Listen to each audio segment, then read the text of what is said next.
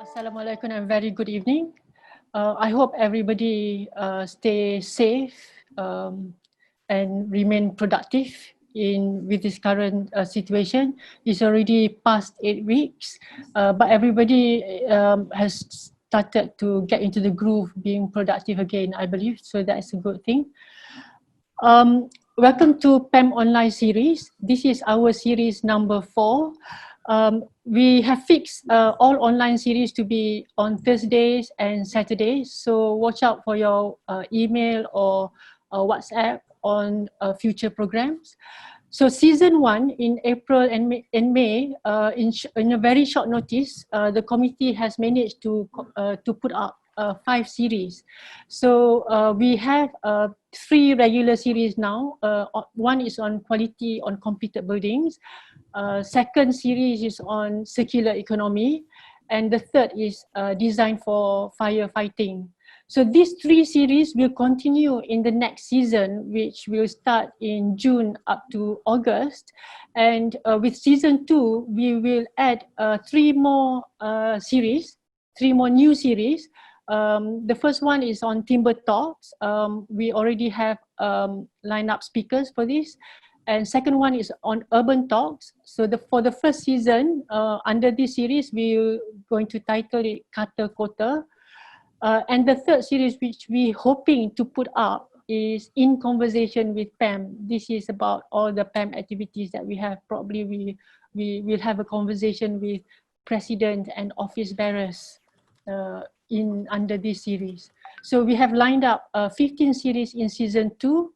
Hopefully all of you will continue to support us or join us. And thank you for your support so far. And we appreciate your understanding and patience for some hiccup or glitches that we have, especially in email to receive links. So, but the technical committee is looking into improving our system now. Hopefully it will get better for new season. A reminder for everyone, we have applied CPD points for all PAM online series, but it is only applicable for viewers via Zoom only, not on FB. This is due to the limitation features in FB in order to comply with LAM's requirements. So part of LAM's requirements is actually to have a continuous participation of the audience. So for this, we have devised a system whereby we will have sign-in codes and sign-out codes. These codes will pop up on screen throughout the session. And at the end of the session, there will be a link to a questionnaire that you have to complete in order to complete your participation record. A bit of recap. As I mentioned earlier, this is edition number 2. A recap from edition number 1. The first is on architects are no longer in full control of works nor the custodians of quality. Let me put this aside. Second is quality of buildings come in many aspects and not clearly defined. Thus, it's very elusive. The third point that we get is having a standard benchmark may create more dispute and risks.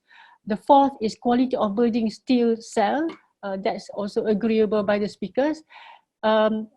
Fifth is there is no standards benchmark that define what is acceptable quality in completed buildings. And the last one is the architect is effectively the auditor of the state of completion and compliance, more actually auditor of the state of compliance of the various standards. So these are recap from edition 1. The 2 speakers will continue to expand a bit on this, and at the same time adding in new conversation or new discussion. I also would like to highlight on question raised by our audience. This one is from architect Chi Suting. Thank you, Chi, for raising this with us. This is just like a reminder for architects on PSP's obligations. whereby our obligations is very much limited to what's stated under the law. The first one is that building complies to the requirements or to complies to Street and Building Drainage Act, which comply to life, safety and health. And the second is on materials used also comply with safety and health. And the third one is to follow good practices. So if we comply to all these three and use our reasonable standards of professionalism, so the building is technically and legally fit for its purpose. So therefore, we have performed our duties as PSP. So the two speakers will also touch this and expand on this matter later on. And second thing that second question raised by our participants last week or 2 weeks ago is that in Australia, the builder is responsible on the quality of workmanship. Do you think we should adopt similar policy? So the two speakers will address these two, especially from Chris, who was trained in Australia. So let's move on. Let me introduce to our speakers, which I have introduced in earlier edition. The first one is Architect Anthony Lee. He's the Director of Architect Center, very experienced in building inspection. He is in fact one of our key player or key director or founder of Architect Center, whereby the company has expanded quite substantially in the past few years. Thanks to Anthony Lee and a few other directors involved. Our second speaker is a practicing lawyer, Chris Tan, who was trained in Australia. He is a founder and MD of Chur Associates, started his practice in year 2000 and formed Chur Associates in 2003 until now. So without further ado, I would like to pass the console to Anthony to present whatever that we want to have discussion on today. Over to you, Anthony. Thanks. Okay, thank you, Sophia, for that introduction again. Good afternoon, everybody. I think Chris is having some problems trying to get his video on, so I'm just going to try and get started first. Hopefully he can get going. All right.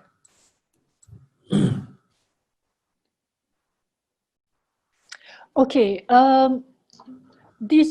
Just to inform the participants, actually we have set a few questions to guide the presentation or discussion today. The first is on good quality workmanship. Maybe Anthony would like to expand whether this quality workmanship is within architect's control. Over to you, Anthony. Okay. What do you think? So I'm going to begin here because we're going to go through a series of questions, because I think the approach for today will be basically is going to stimulate certain areas of questions that we have got feedback. And so we probably have about 5 or 6 questions, then we'll move on to the questions that we get through. So one of the things, the first one that we'll start is actually on good quality workmanship. Okay, because it's often perceived that good quality workmanship of completed buildings can be controlled mainly in design and workmanship and within the purview of the professionals. But this is the perception. Is this within the architect's control? I think this is the part that Architect Chi has very, very accurately and very, very concisely, Suting has put earlier in the slide that Sophia posted up earlier, which we will also discuss in greater detail later, about the role of the PSP. Now, what happens is that it becomes a bit of a gulf, as what Chi was saying, between the expectations or what the end user is expecting, because depending who you ask, is the architect really in control of workmanship? If you ask the purchaser, that is the general perception. That is the general understanding that the architect is the person who designed it, and he supervised the building, he did the inspections, and he also issued the occupation, the fit for occupation in the CCC. Now, so generally they equate that completion and that certification towards quality workmanship. And to the purchaser, I think Chris will later dwell in the issues of what a purchaser, in fact, as far as their expectations are concerned with quality, is quite different from what the role of what our architects are doing. So with that, I'm just going to jump in straight into one or two examples on how the architect would have approached compliance and certification in accordance to, in this case here, I'm going to move on to the next slide, if it moves.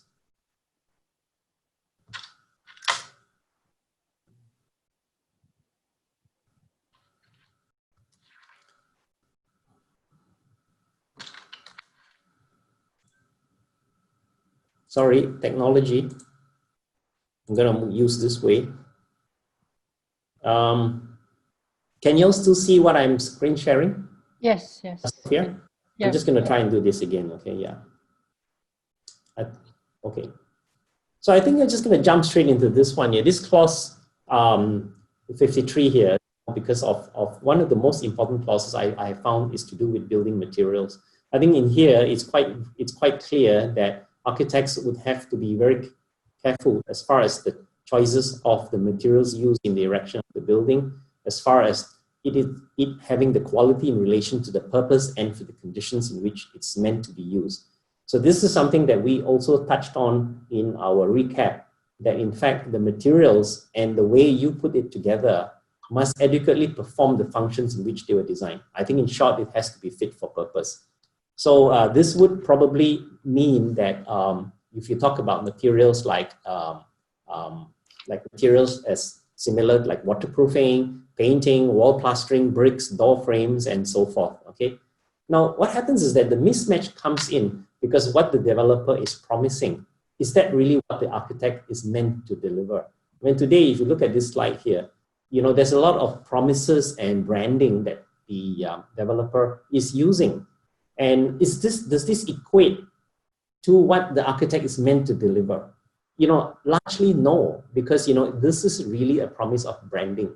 But this is really not what and as a result of that, the purchaser has much higher expectations of what they think the quality ought to be, okay? Whereas architects, as we said earlier, they're no longer custodians of these things, okay? And as a result of that, these tools are in fact causing a mismatch and concerns as far as disputes arising from what we see, okay?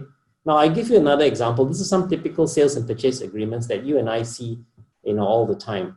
And this is always very fascinating because I picked up a couple of words here on ironmongery. I don't know why. It often is ironmongery. It always uses the word there, quality lock sets, you know, quality ironmongery to all doors. How is it that, you know, the word quality here pops into this sales and purchase agreement in the schedule? So this is often something that confounds me. So I think Chris will probably be expanding a little bit more on this, because, you know, the perception is that when you put the word quality here, what is it benchmarked against? You know, okay. And then if you go towards common property areas where we are looking into strata, you start seeing things like this, where there are words that describe. They are not quantitative. They're very qualitative statements. For example, specially designed security systems according to the M&E engineering specification. The word specially designed. What does that mean? Okay, specially designed so it's cheap. Specially designed so that, you know, it's amazing. So, you know, somebody will say amazing. Somebody will say, well, you know, value for money. And then if you look here, 3 numbers of high-speed lifts. What is high-speed lift? One person, it again is a qualitative statements. And these are the kind of things that we are seeing in our very sales and purchase agreements, okay? So that's why we find that there are often a lot of disputes that come up for this kind of matters, yeah. Sophia, is Chris coming on? Yes, yes. Okay, Chris, I think this is your slide, Chris. So Chris, this one again is still on the same subject on good quality workmanship. What is the view from public and building industry on Malaysia's competency in quality of workmanship?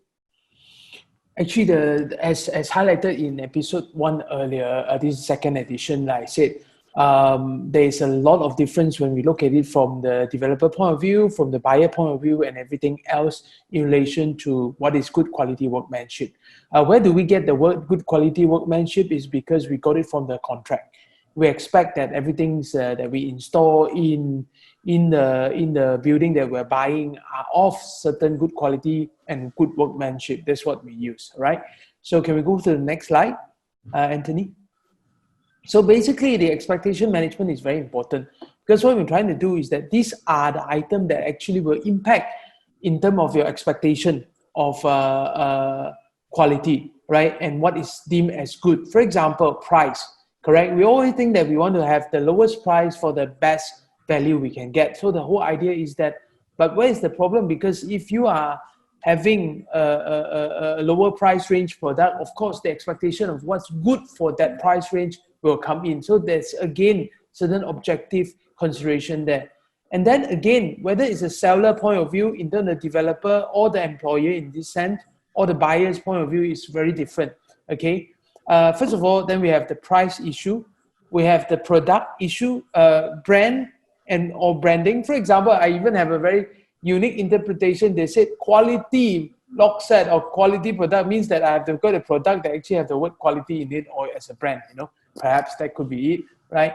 And the materials and finishing, at the end of the day, again, where do we get the benchmark of these things? I don't know. Functional is one thing, but does quality also means beyond functional, right? If it's a door open or close, for example, again, very subjective, right?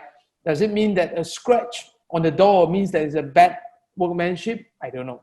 Functionality, again. Now, this is the problem with functionality, again, because we have bare units, right? We have furnished unit, correct? So my question to you that, are we looking at bare unit or we look beyond the functionality, right? Product warranty. For example, there's a contractual warranty that's given to you pursuant to the contract. But what about the product warranty?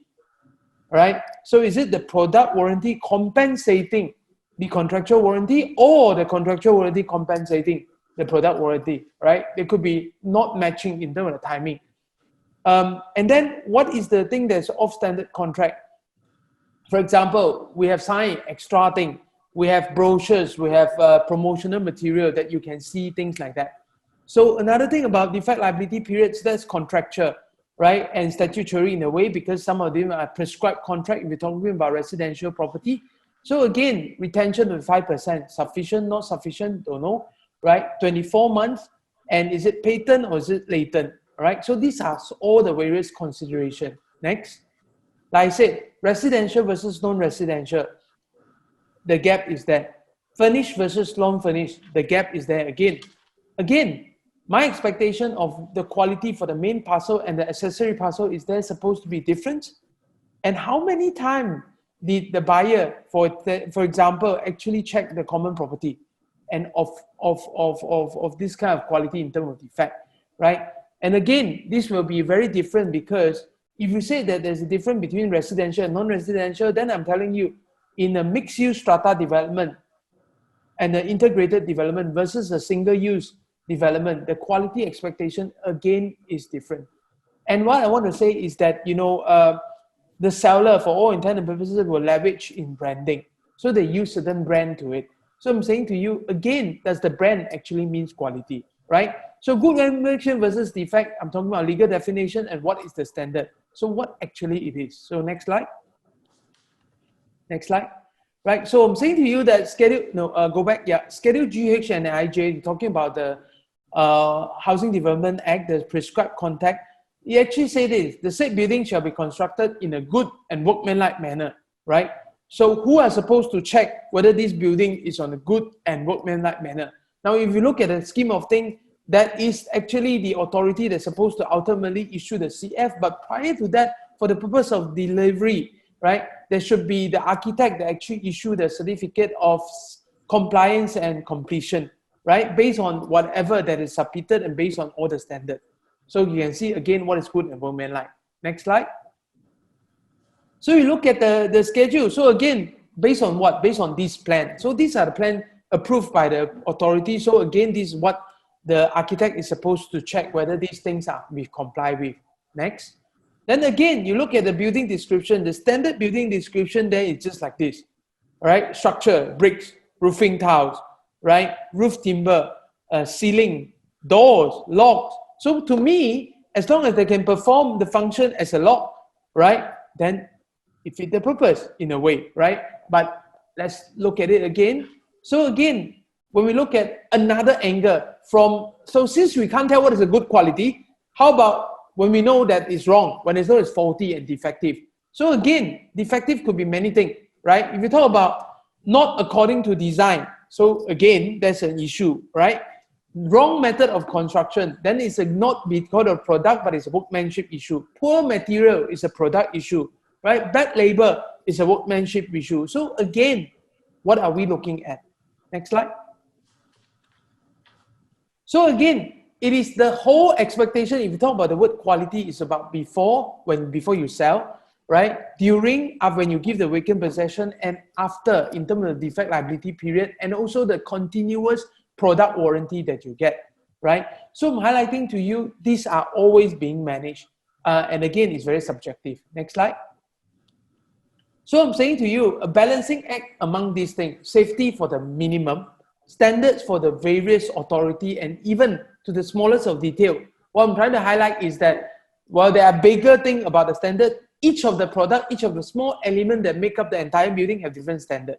And a very bigger issue legally is talking about your exposure and what is your legal liability, just in case something happened. Next slide. So my question is that, what does quality mean in the context of architect? So if you ask me, I'm proposing a few things. Number one, complying with applicable standard, which means that for this, or where is the locality, what's the prescribed of the authority in relation what standard, so then you fulfill that, that would be one. And the other one, good and workmanlike manner. So the next question, does that mean also quality? I don't know. Then another way I'm saying to you, what is good workmanship? Does it meet fit for purpose? Fit for purpose is very simple. It's very low. If it's supposed to be a house, it needs to be a house. It's used for what? It's for that purpose. So I'm saying to you is that from the legal point of view, for me, I'm looking at the compliance of at least the minimum standard, right? That's what the expectation is. But however, the selling by the seller, the developer, right? And the buying, right, by the purchaser have all different. There's a big mismatch there. So that will be my answer, Sophie. Okay, so your interpretation, your response is very much relying on the interpretation under the contract and also legal. And as you said or highlighted just now, that the reference on quality depending on the type of development, the quality for residential would be maybe differently adopted for commercial or high ends. So it brings into the question of perception. So if we compare the quality of work in general in terms of perception as compared to other countries, example in Singapore or Australia, maybe Anthony can answer this. What do you think? I mean, what is perceived? Do we see that the quality of works produced in Malaysia is at par as the quality of works produced in other countries? Anthony, what do you think about this?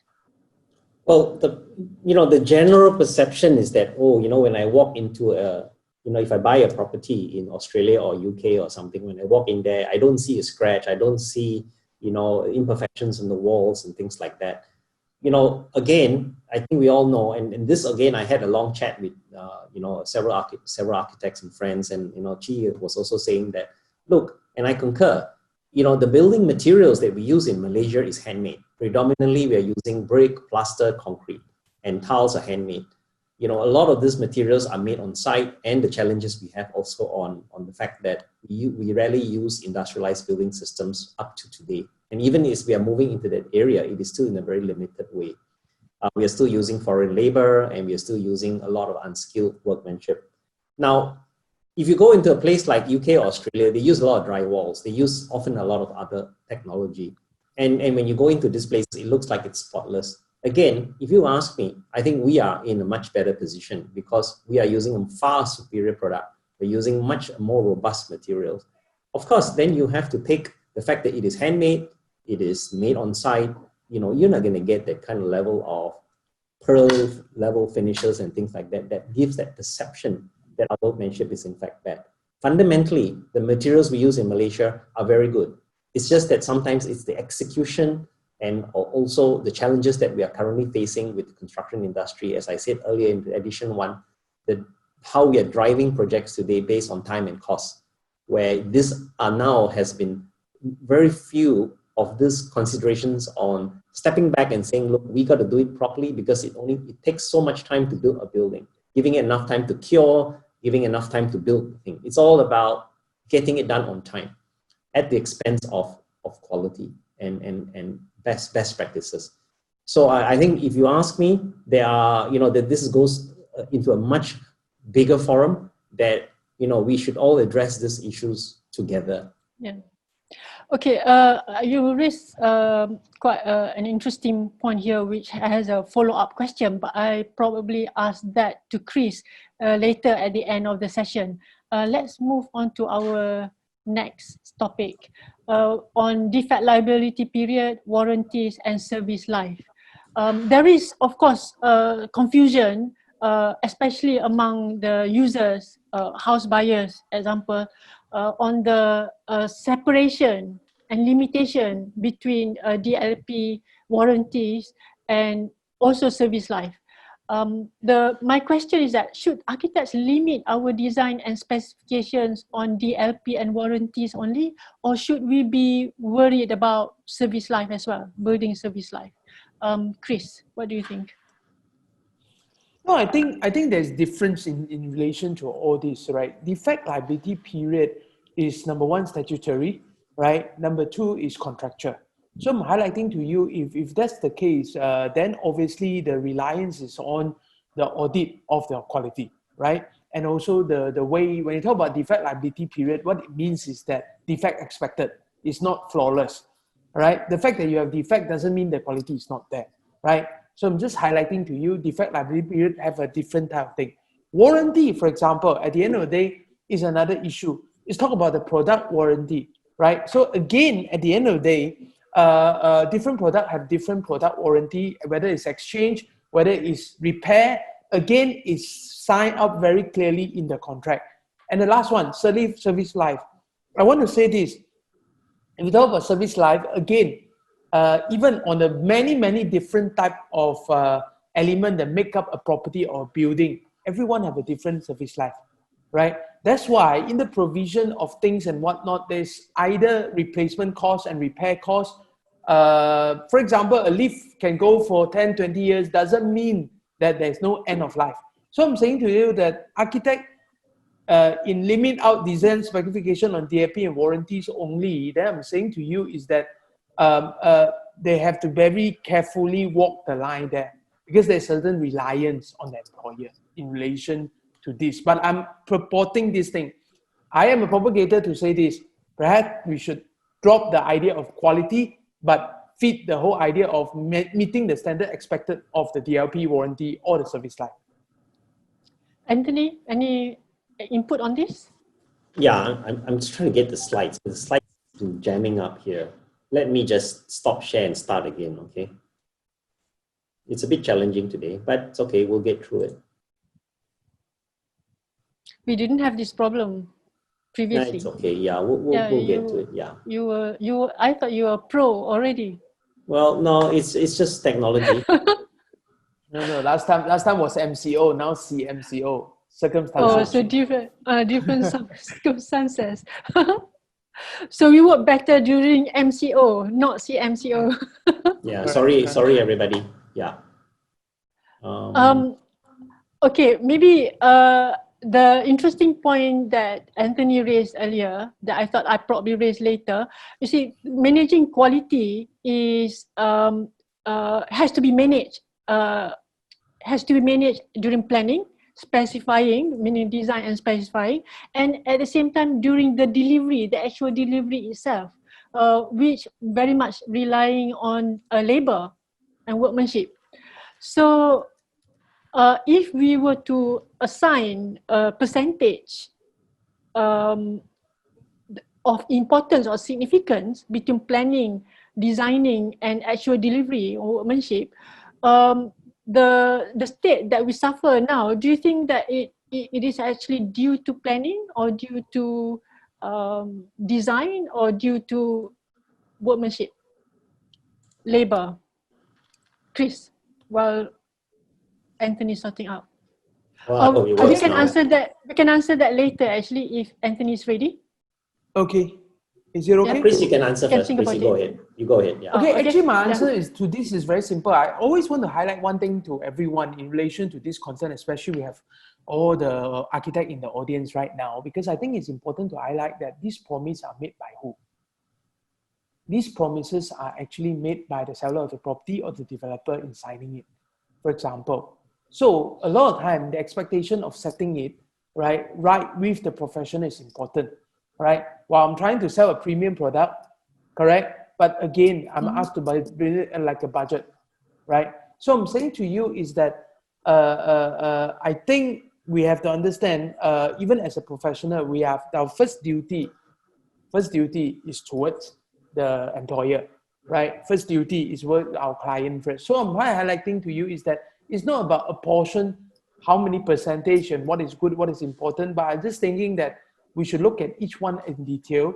And in terms of good workmanship, to me, is that is an representation by the developer, and the developer have hired the architect to become the auditor of this. So that's how I look at it. Yeah. Okay. We will continue on that later. Well, I mean, I put a few pictures here so they don't fall asleep. Okay, yeah. Now, I think this is a typical picture that I've used many times, where one owner. I mean, you're talking about residents and people who buy into new properties, and then 24 months later it becomes like this. And then there's always a situation where they say, "Look, why is this happening? Don't I have warranty? And shall I fix this in the DLP? Do I take this as a latent issue?" So I think this is the kind of things that, it's so complicated to get into, because the question becomes of liability. First of all, you have to establish liability. So do you expect things to fail first, and then you see the symptoms, then only you get in there? Because if you see above this is where it's leaking and cracking, but above this is what's happening, because the leak has to be repaired from the top. So that basically means that you have to hack out the entire swimming pool, get down to it, and fix up all the waterproofing again all over. Now, this was a happy ending. In this case, between the seller and the buyers, they all agreed that, okay, there is a problem, and they agreed to take it all away and do it all over again. But this is an exception. We see that this is an exception. The norm is it doesn't get fixed, and the problem just gets compounded over the years. That is the reason why I have been asked many times the difference between DLP, which I think all architects knows, warranties, because where warranties are paint, waterproofing, and so forth. But what I've been getting to hear is that what people are saying, look, it will start to leak at the end of the warranty, because the warranty is when it stops performing. And that is bollocks, that is rubbish, because all it means with warranties is that whoever is offering you that warranty, whether it's a material supplier, whether it's somebody who is a vendor, that is his undertaking that he will indemnify you for those certain things that he, in the agreement, in that warranty. That's all. It does not mean that it will stop performing at the end of those years at the warranties. So that becomes a service life. So the next question comes, what do you mean by service life of a waterproofing? Is there a service life of waterproofing? Is there a service life of paint, of tile adhesives? Is there a service life of concrete? I mean, so when we ask, so the question here comes when you ask, what should architects be doing, architects and engineers should be doing as far as their role in establishing, in this case, what is the lifespan of certain products in the building? I think that's the question that we need to be discussing, okay? So if we look at simple things here, people talk every time about tiles popping out, delaminating. This particular area, you can see it's not one tile, it's not one hollow tile, it's a tile, you could lift it up and redo the whole floor again using the original tiles. So in this case, if you look at it, is this a material defect? Is this a design defect? Or is it a workmanship defect? So whatever it is unsafe, it is really not what it's intended to be. are these going to be within the warranty period? Because this thing happened within, just after a DLP period. This always happens after like month 25 or month 26, suddenly it all happens, okay? And then we have also issues to do with external wall, because many of the buyers buy into visual things. They can see these things that you see on walls that are cracking, where paint, you can see the quality of paint has gone. So I'm raising these issues really for the conversation that we are going to go, and Sophia, as what you're saying, this entire year program, these are the details that we really need to go down and start engaging in, okay? This next question. Okay, let's move to the next question on the major defects by scale of size and numbers. Based on experience by Architect Center, how do you see the major defects from the cases that you have gone through? Are these findings affecting the health and safety standards of the building and occupants? And I actually would be more interested if you can address whether, you know, the major defects, has there been a lot of situations whereby the major defects are so much on completed buildings that you think that the building should not have been certified as completed and comply? I'm not going to answer you. that question because that's a loaded question. Okay, yeah, I'm going to go into this areas that you raised first. What are the main areas that we see that causes health and safety issues? Now, I want to clarify first. The findings that we have predominantly are based on those areas that are in red, and if you can start looking at that, it's fairly wide, and a lot of it is not specifically issues like tiles or paint and things like that. It is issues to do, sometimes it is issues related, like if you have a leak. You saw the leak there, if you have a leak coming down, if it's a car park below, it's not a life and safety issue. But if the leak is coming down to an electrical room, or the leak is coming down to lifts and things like that, then it becomes dangerous, okay? So we see a lot of that. That is like systemic issues all over Malaysia. RC flat roofs, many of them don't perform. That means maybe into 2 years, 3 years, they already start leaking. Okay, they start ponding, they start leaking, and we see issues with electricity. Okay, there's a lot of deficiencies where our inspectors have found that many of the installations does not comply to the various acts. Fire protection systems, I think this is again, many of the times it is not to do with design or during construction. Many of the times they are found wanting after, when they do renewal, when the building gets a little bit older. So it becomes an issue with maintenance, the proper maintenance. So it goes through, okay? So I'm just going to jump through here. I give you a very simple diagram here. Architects are involved with the tiles and the levels of the floor. Somehow or other, it's going into the lift. And what happens? The next thing, the lift pit gets flooded. Now, the lift gets damaged, and if this was a fire lift, what happens? So this is what we are seeing, a small little defect, but it can have very, very significant consequences. But if this was occurring in somewhere else in the building, it's probably not a big deal, okay? Now, if you see this here, you're talking about gradients. Very simple, we check for pipe gradients and things like that, and it gets choked up. Now, what happens when it gets choked up? You find that, basically sewage goes back up into people's houses, and then it ends up having issues like this. So, and then the other ones, we're beginning to see this kind of things where air conditioning, condenser units are placed in ledges like this.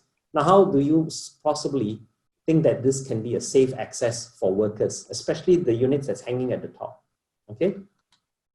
And then, so you end up people having to do this for the whole lifespan of the building. So again, this is not very clear, if you ask me, as far as fit for safety, because, what is safety and what is unsafe has almost become very blurred as far as some of these matters are concerned. And many of these air conditionings were installed as part of the finishing of the property. That means it wasn't installed by the owners, it was installed originally by the seller, okay?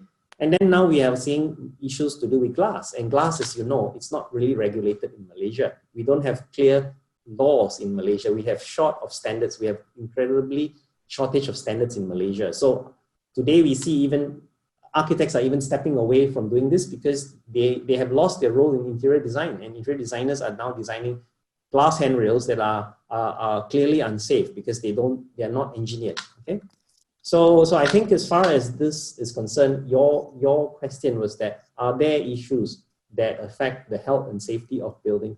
Absolutely, but it is not primarily confined to design by architects. It's an exception. We find that the shortcomings of designs that we find are not the main bulk of concerns. The main bulk of concerns is actually the entire spectrum: engineering, electrical, firefighting, and then it goes towards maintenance as well.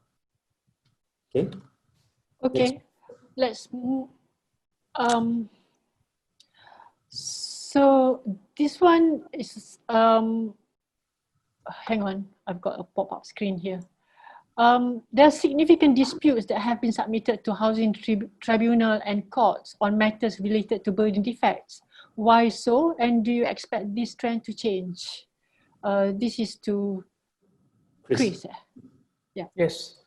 I think is actually the difference is the mismatch in expectation.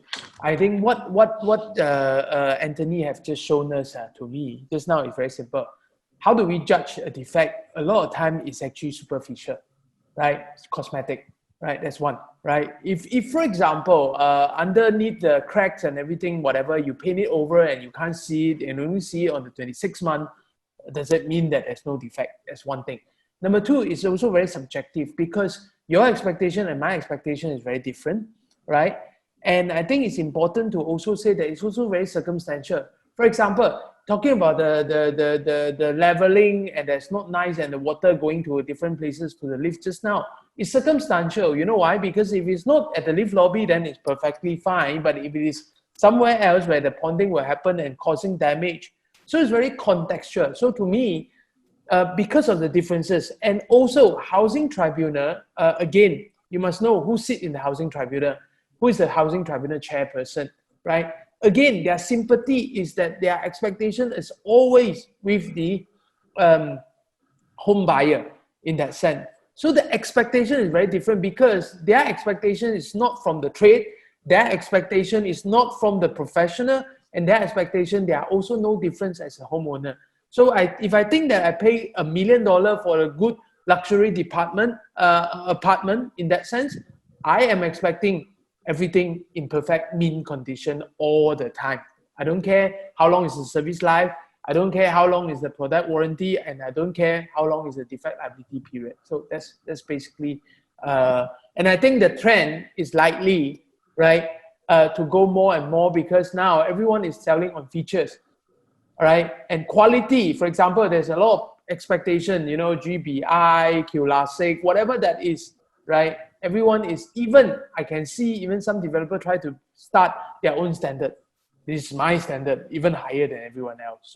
So again, I can only see more and more and not less and less. Okay. Okay, I think we are open to questions at the moment. I think I see a question by Mr. Chi. Maybe you like to get started on that. Okay, this one quite interesting. We have touched a bit before. This in assessing quality, there has to be a distinction between statutory standards such as UBBL, which is quantitative, versus marketing standards, which is a package of subjective perceptions. Therein lies the source of disputes and the motivation to dispute. Very often, thanks to SPA. So we touched a bit. Maybe Chris, you want to address that? Okay, so what happened is that in terms of SPA, because that's the only document that everything is put it down in black and white, and whatever expectation there is starting from there, correct? But as far as SPA is concerned, most of the time, because it's always a standard SPA, normally, if it's not a statutory prescribed one, it's actually prescribed by the seller, right, in that sense. So most of the time, it will be also very, very cautious. What I'm thinking that not just the SPJ, but beyond that, right, somebody try to be smart and try to be outperform everyone else. So I'm giving you extra. So the extra thing is where that caused the expectation difference. And I'm saying to you is that, you know, I don't think if you're talking about HDA, SPA in that sense, under the Housing Development Act, I would say that it's actually very pro purchaser for very sure. So what happened is that there will be other type of mitigating factor. For example, I can tell you what other documentary proof that they always use in court. For example, the brochures that you do, right? Now they can even take a copy of your advertisement so that one day they come back and say, hey, these are the words that you use. What happened to that? So I'm saying to you, these are all causing a lot more burden in relation to discharge, that you have set the expectation so high, and when you under deliver, there lies the gaps that need to be addressed. So meaning that in your experience, in cases Yep. that you have come across so far, a lot of disputes is merely on this perception rather than the interpretation of the or compliance to the law or contract. Correct. I think in terms of compliance with the law, I'm sure architect being the officer in charge, or the person in charge of the whole thing, the guardian of it, you would have to, because you're risking your professional standard and practice to this, right? So I'm saying to you is that I'm sure it will be meeting. But however, the purchasing public don't understand what does it mean by just meeting this standard. So I think that's where the problem, and it's very likely so in this question by Chi, because he said that, tort, for example, is another standard, correct? There's third party liability, but that's not really your SPA. So I'm saying to you, these are a lot of things that can happen. Like I said, expectation, one thing, safety is another. Anthony, do you want to add on to that? Yeah, so moving forward, I'd like to just, probably amplify what Chi has put forward. I invited him to come today, but he's hiding somewhere in the audience. But at least I managed to get him to share with us some of his wisdom. Now, moving forward, what should architects really be doing? I think at the end of the day, the takeaway message is that it all complies to these 4 points here. And these 4 points here is probably the most important thing here. Whether, if somebody comes along and prepares an inspection report and says, look, 2 pieces of tiles out of 200, quoting him, and then this becomes a defect that needs to be done. I always feel that, and I agree with him, is that there is, people who are not being able, people who are doing reports, inspection reports, whether they're building surveyors or other parties who are doing inspection reports, are not aware of what is happening at the site. They are just taking it in isolation. Okay, so what is qualitative, what is quantitative becomes blurred here. Coupled with the fact that a lot of the people who hire people who do inspection reports, and they hire people to do this kind of reports, may be biased because they feel that it's just because the client hired me, I got to write this down in the report. And I think these are the kind of issues that amplify the disputes that we see that's coming up in tribunals and so forth. So it's important to be able to differentiate between the fluff and the substance. Yeah. So I always feel that I've always been asked these questions by developers and also by architects that, look, what is the percentage of hollow tiles? And just take, for example, what is the percentage of hollow tiles that is acceptable? I always say tiles are handmade, tiles are laid on site. It is not done in a factory. Okay, you are bound to get certain amount of tolerances, and you will get certain amount of hollowness here and there. So long it is not defective, like you saw the pictures that I showed you earlier, the tiles pop out. Or if there's hollowness, it's occurring like in around door thresholds and things like that, because over time it's going to break. Now, the architect on the job has the sole say to say, look, no, this is fine with me. I accept this, or I don't accept this. This is really for him to say. So I think this is where I have seen that there's a lot of grouses that architects have been called up to tribunals, having to face tribunals, taking up their time, but having to say, look, no, this is really what I have accepted, and I perform my duty as the PSP. So I think really we need to look into competence. We need to look into architects being able to understand more about the products they are specifying, the materials they are using. It's really going back to basics as what we are doing over here. Yeah. Cheese has been a very good participant. She has a follow-up question. It's to Chris. He's talking about the financial motivation to dispute thanks to retention sum under the final quantum in the third schedule. What does he mean by that, Can you? Okay. Payback time. Yeah. Okay. Can I actually want to take on Anthony's point just now, and I want to also answer Chi. It's the same thing, right? I'm saying to you because the first thing I want to highlight is because of the 5% defect liability. Remember the 5% defect liability that we have retained for 2 years for the whole 24 months and everything.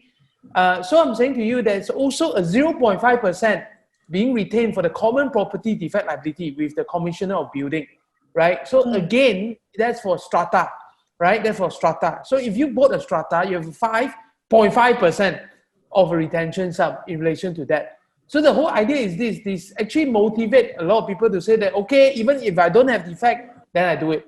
So that's number one, in the 5%. I give another objective benchmark from the agreement. The other one is about the size.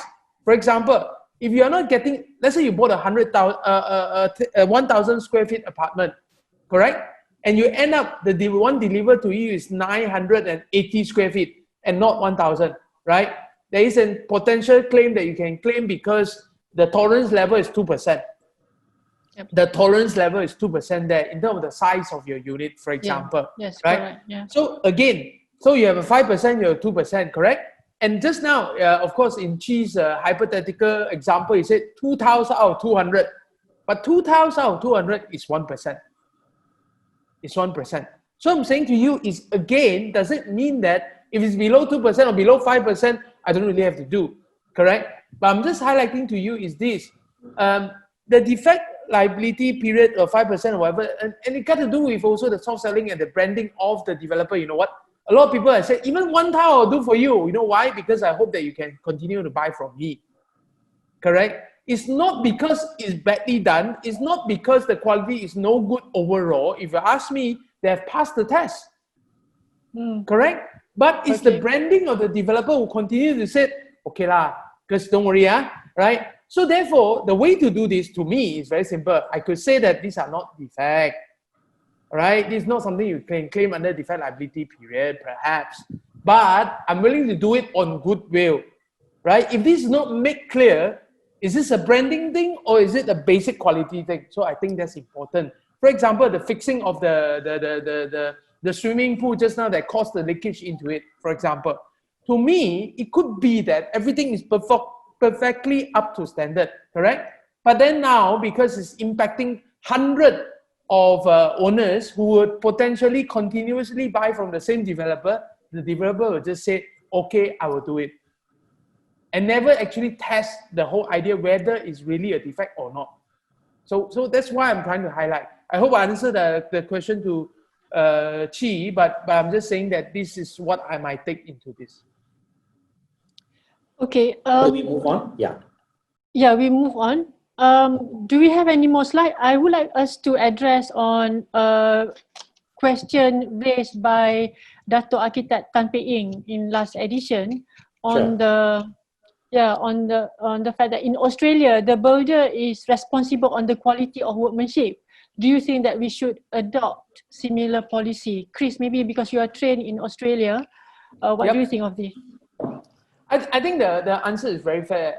Let's put it this way. Australia have a different format of selling property compared to Malaysia, right?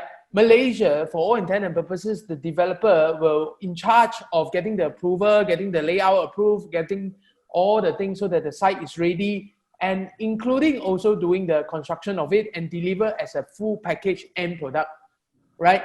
But in Australia, for all intent and purposes, they are more a la carte than this. Right? What does it mean? I sell you a plot of land, right? Then I have 5 design, I have 5 builder. You decide which one you want, and you enter contract directly with that, right? Even in that sense, in that contract with the builder, there's no role for even an architect. You know why? Because I mean, they will submit and everything. These are engaged by the builder, but the architect that is not there to assess of compliance because the builder have made the warranty of compliance already. So I'm saying to you is that it got to do with the country and the way we deliver our product. Malaysia is a developing country for many years. So that's why we have a lot of construction industry still happening. So I'm saying to you that in a developing country, we try to protect the buyer. Therefore, the whole burden is shifted to the developer in that sense, and for them to come in. So that's why I said the in terms of the relationship contractually, that's why you can see in Australia it's split into two contracts. It's 2 in 1. In Malaysia, it's all in one. Correct? So you have to look at it from a package point of view. Yes, that would be my take. So meaning that as you, Chris, you meaning that in Australia there is this term called builder. Do we have such term builder here in Malaysia, or is the developer is considered as builder, or contractor is considered as builder? Well, we have an association called the Master Builder Association. Right? That's as far as the word builder is used, correct? Because builder is not a very common word in Malaysia, right? We use the word contractor more than anything else. So when they use the word contractor means they are not directly responsible. There will be one more person on here. That's why you use the word contractor, right? So I would say that legally concept of builder is not there, right? And therefore it's a very different context. Anthony, you wanted to add something? Yeah, I just want to say one very marked difference between Australia and also UK and Malaysia would be the warranties, the DLPs. The DLPs that I get when I buy a property in UK is 10 years. Some property developers give it 10 years. The first 2 years is under the developer, and then the balance 8 is under the insurance. So what happens is that is actually a motivation, because what happens is that the developer will want to not pay more for his premium, because there's a lot of claims against it. He has to end up paying more premium, and these premiums are very expensive. So you find that they spend a lot more effort in trying to reduce through a snagging list, and that finally the delivered product. So they are motivated to make sure that they protect their own insurances during this 10-year period. Yeah. So I think that's another very marked difference there. Yeah. Okay. Okay. Do we have any other question? Do you have any other slides that you want to share? Oh no, I know I've been just popping the slides through so that as we talk, our friends could see it. I have this one here, another one, because often now we are now been quite focused now on the fact that we really need to go back to look into when we sign off and we make declarations under the building plans, and we make declarations under the CCC. It ties heavily on what is written in the UBBL and other laws. So I'm just popping out some of those things that are fairly obvious that we see time and time again in the properties that we are doing. So this is one here where we are saying, look, on the pipes and conduits, that you can read this through, that you really need to be able to access these pipes over the years. Again, we're talking about lifespan. The question about lifespan again. But here it is. This is a very typical example. Are you sharing your screen? Sorry. Yeah, we're not. You get it? Yeah, I see. Yeah. Oh. So if you see here, this is a clear situation where is this compliance to the bylaw, where you can't get access to these pipes. And we know for high-rise buildings now and strata properties, you need to get access to these pipes because everything has a lifespan. Whether it is DLP, whether it is warranties, or whether it is life, the Uniform Building Bylaws is so far cited to say, look, you need to get access to replace and service these pipes individually. And the result is that now people have to hack the walls now. So this is really a time bomb that we have created ourselves. I don't have all the solutions because, we used to leave pipes exposed outside of buildings. Today we want to bring it in, and then we brought it in, we didn't like the look of it, and then we box it up. And then we start putting expensive towels on it. We wrap our showers around it. We put long baths against it. And you can't possibly get into this unless you have to destroy the walls, okay? So these are some of the examples that I just want to show that the findings that we have. What do you think? This is not really something that I want to pinpoint anyone, where we have ceilings here that are hanging off bomba pipes. We have ceiling here that are hanging off rainwater down pipes. So what happens is that this thing happens, ceiling collapses. So over the years that we have collected these things here, we see that even we talk about the part of quality that we are meant to sign off, the parts that we sign our life off, saying, look, as a PSP, I make that declaration that I comply to these things here. So the audience would be the better judges of this, because these things here are not new to us. We see this all the time. Okay, so maybe, Chris, I'd like just maybe to ask you to share your views about some of these issues that I've just put up on the slide. The other one is quite close to this is the last slide, would be the the issue, or this is very straightforward about fire. We talk about fire safety. We have found buildings that are exceeding 18 meters that are new, that are using combustible vehicles. Now, so what's going on there? You see, so I think these are things that, really we have to start,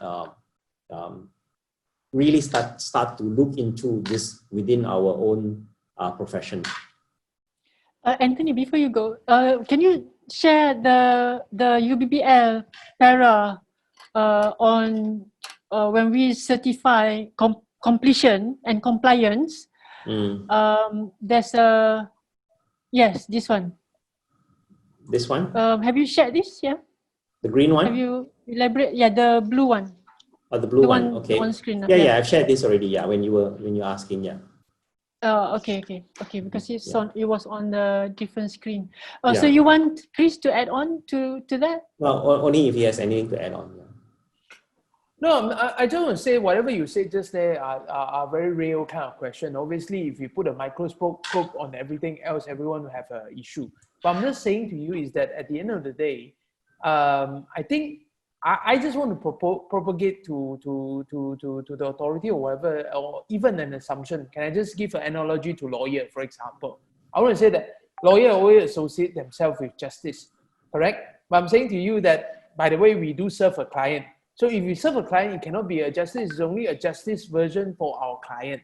So all professionals serve a client. A doctor serve a client, an accountant serve a client, and an architect serve a client, correct? So I'm saying to you that I think architects should only look at their role in relation to the whole idea of, let's say if I take CCC as a benchmark, then I'm talking about you should only look at completion and compliance, right? If it is complete, then you can certify it because your role is that only, and not the guardian of the quality. And I am not a lady justice either, in the sense that, I must then ensure justice is delivered. No, I think to carry that burden on us, on our shoulder, is not too fair. But we do know what is expected of us, all right? But I'm highlighting that, that's why at least the basic standard is being met. There are questions from Dato' Tan Pei Ying. She's weighed in on the question she raised, and I think she's quite qualified on the CCC. Yeah, maybe Sophia, you like to just raise her? This one, the update from UBBL from CF to CCC, what it means that we have various Form Gs. So under UBBL, the contractor and tradesmen are required to sign the respective Form Gs relating to their scope of works, and they are supposed to be held responsible and accountable for their works. We have also proposed amendment to UBBL to provide express provision to hold them accountable. So maybe to Chris, with the upgrade from CF to CCC with G forms where we share the responsibilities with everybody involved on site, do you think that is an improvement seen in the product, in the end product, or is the same as before? I think let's put it this way: the spreading of the liability instead in this sense is obviously good, which means that if anything happens, I got more than one party to look after, right? To go after, rather than just saying one person and be all and end all, and then you need a counter sue somewhere, and then you need to sue another case, whatever lah, the triggering domino effect. I think the shared responsibility is important, but then I'm only questioning one thing. While there's shared responsibility, there's also difference in standard. Okay, just like in MCO at the moment, everyone do a disinfection, correct? We do this this whole thing about spraying the sanitization and everything.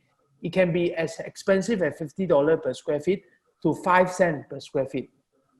So I'm saying to you then again, does it mean that you done means you discharge, but the expectation is again flawless? But at least it's a good news. If you ask me as a CCC, if I get everyone to back up to me, though, at least even if I do, I have another person to do it together with me. So I guess having a better check and balance sounds better. Yeah. Has there been any case or disputes that is directly related to one of the G forms, or the person responsible to one of the G form? I think they certainly are, right? And of course, I can't give you any specific cases here. And what I'm saying to you is yes, right? The fact that you need to sign off, there's certain liability there. And every time the form, and you cannot change the wording of the form, right? It's prescribed. So you have to accept it. If you don't sign, nothing moves. Yeah. And I want to weigh in on Pei-Ying's contribution here. It's fantastic. I think, thank you very much, Dato' Pei-Ying. I mean, she said here that, you know, here it is, we have proposed amendments to the UBBL to provide express provisions to hold contractors accountable. Fantastic, yeah. Hopefully the amendment will be out soon. The other one would be, let me just put this picture up here. Having said that, look, we'll hold them accountable. But in this case, yes, just take this one simple example is concerned, where the contractor is now building to the drawings of the architect and the engineers. And they say, look, you know, I'm just following you. You get what I'm trying to say, yeah. So in this case, there's this kind of issues. Yeah, I followed your plans to the hill. In fact, you want them to follow your plans. But as a result of that, you inadvertently had designed something that would have breached a certain bylaw. Now, this is the conditions that we are now coming back home. I say coming back home to Architect Center, the findings that we are getting. We need to revisit whether you want to change the conditions of the law or you want to address these issues. Because currently now, what is written may implicate that the architect may have not complied to some of these conditions in the bylaw. And the contractor, yes, I diligently built this in accordance to your drawings. So I think this is something that we need to address, that we can't push everything away. We can push, of course, if they did not follow compliance with the specifications and they curi ayam and they cut corners because, you know, the cloud works didn't do his job and the contractor is cheating, fine. Those are all, you know, quite low bar way to establish issues. But when it comes to what they built that may not comply, that becomes a loaded gun for us. Okay. Anything else that any of you would like to add on or share? There is There is a question that came from Hui Fang Ao. Oh, I can't see that question. Can you please explain a bit on the role during defect liability period and the limitations period? There's two questions here. Can you explain? So do you want to respond to that? Chris, maybe you can explain on the limitations period. I think DLP period is quite straightforward. I think, you know, the role of an architect during defect liability period is, I think, it's quite straightforward.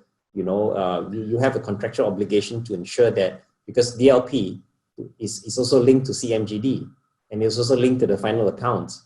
So I think as far as your role is concerned, there is quite clear. You know, although you may not go to site as often as during the construction, but it's still very much your duty to ensure that all the shortcomings during defect liability period are addressed by you or whoever that you want to apportion the work to attend to those issues.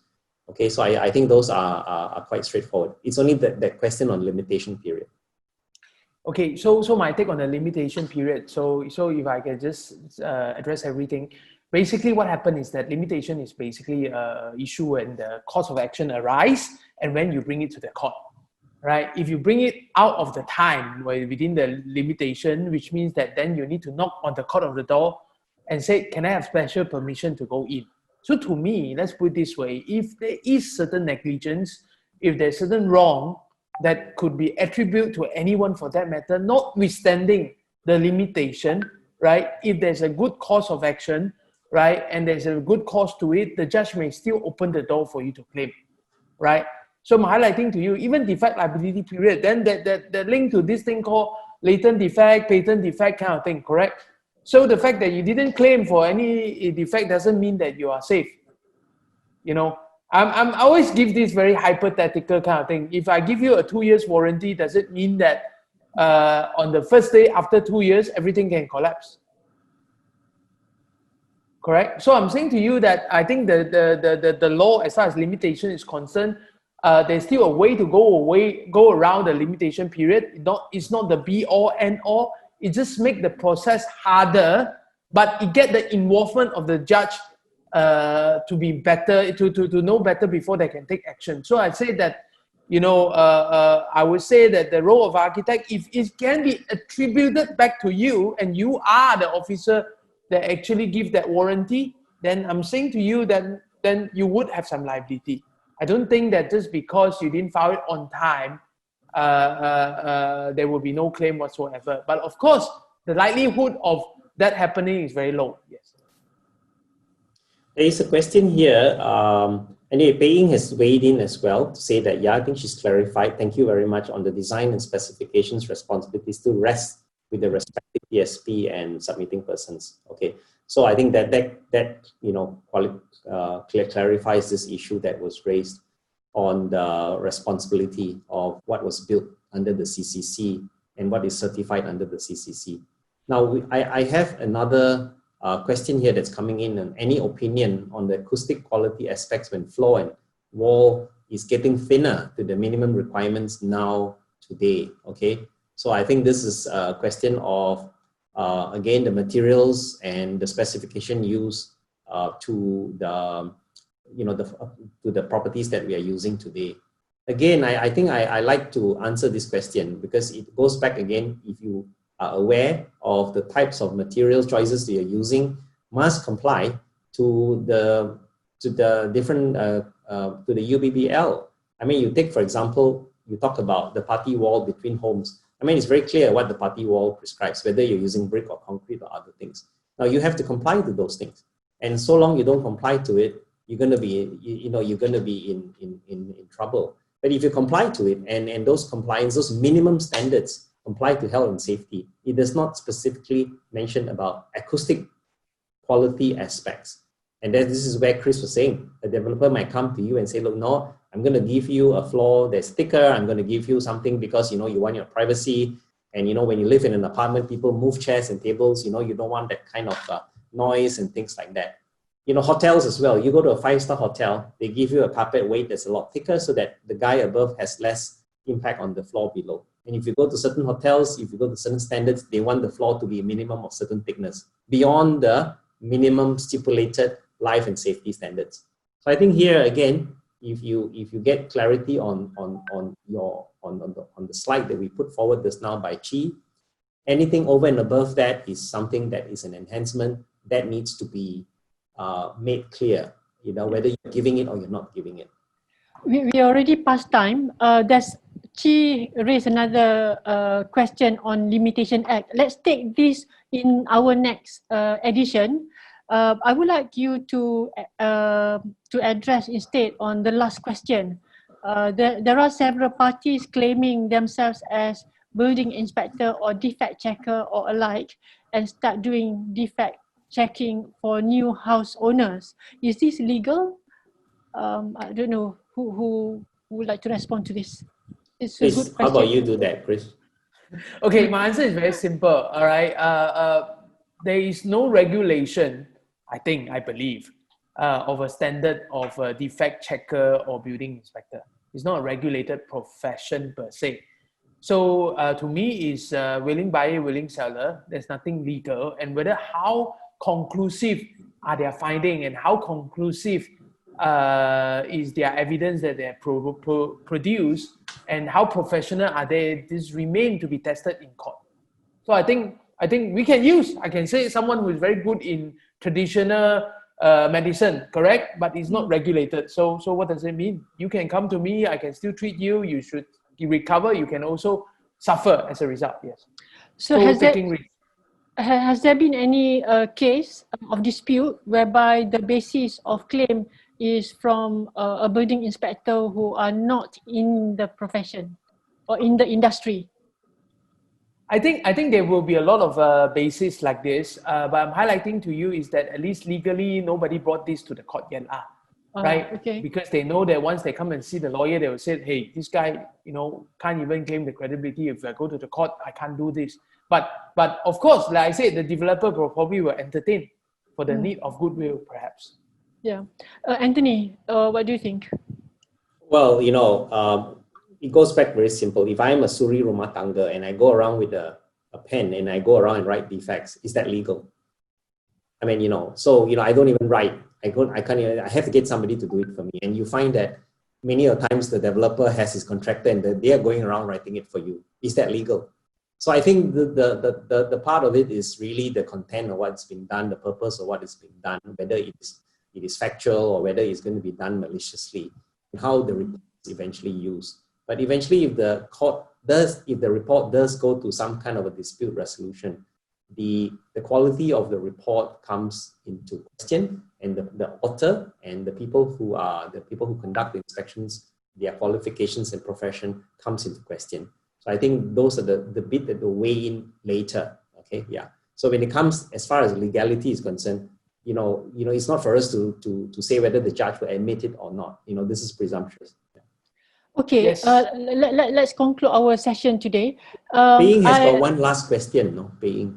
I think we have to take it up in the next edition. Okay. I also received a few questions on my phone, so okay. I think let's compile all this and recap all this from the edition 1 and edition 2 and formulate new questions for next edition. Hopefully we can do it in June or July. Think about it. I'll pass it to Anthony to curate next. I will post some questions too. So thank you very much. I think it has been a very productive and informative session today. I think the conversation has started to get heated up to quite interesting topic and becoming edgier.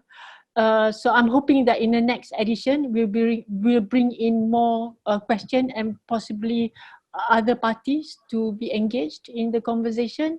We'll discuss that in detail. So thank you very much everyone for joining in, and we'll see you in the next session. And thank you to the speakers. Chris, thank you very much, and Anthony, thank you very much for supporting our PEM online series. We are very lucky to have you. So thank you. Assalamualaikum. Selamat berbuka puasa dan selamat hari raya. We will have another session this Saturday though. So I'll do full greetings this Saturday. Okay, over to you, Salam. Thank you, Salam, for managing this. We are signing out now. Bye. Thank you. Bye, everyone. Yeah. Okay, thank you.